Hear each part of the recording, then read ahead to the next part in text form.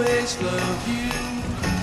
But long as there are stars above you, you never need to doubt it. I'll make you so sure about it. God only knows what I'd be without you. God of War 2 was one of the finest games released for PlayStation 2, arriving right at end of console's life, and only months before the release of the now current generation of consoles.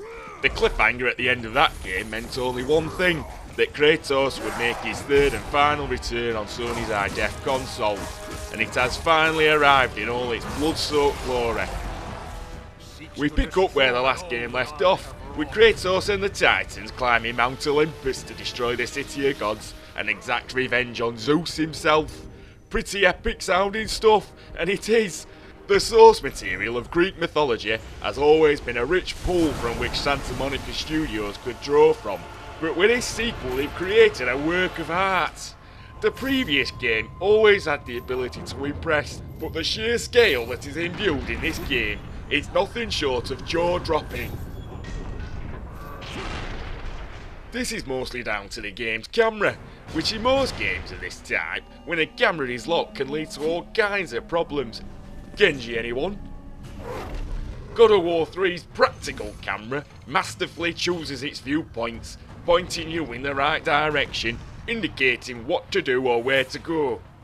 But every shot is also beautifully composed and paced, sweeping in and out to portray the magnitude of events, or getting in close for the odd more subtle moment. And what is in that frame is a sight to behold. God of War 3 is one of the most beautiful games I have ever seen. The level of artistry and animation, the love and attention to detail that has gone into every pixel is clear for all to see, and something for which the studio must be immensely proud of, and rightly so. We'll see about that. Visually, the game was always going to be an advancement on its predecessors, giving a step up in hardware. But gameplay-wise, it has to follow the format of a 5-year-old game that begun with the first God of War.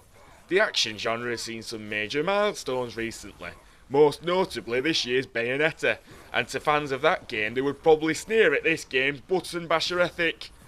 But if you can get past that, then Kratos still offers an entertaining experience, with the action bigger than ever.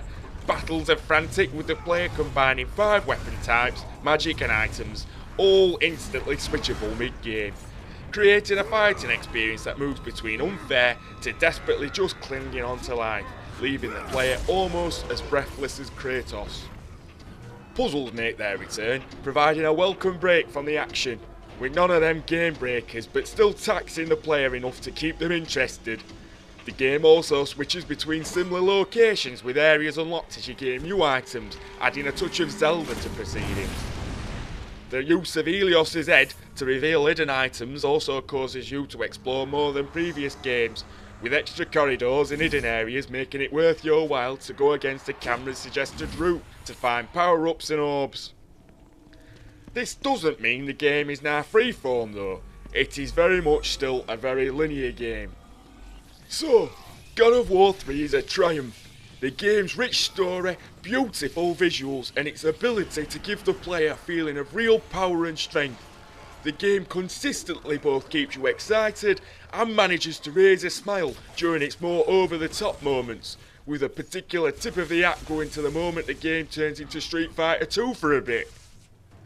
The character of Kratos, in spite of all his failings, has always been one to love, and his quest for vengeance never short of compelling.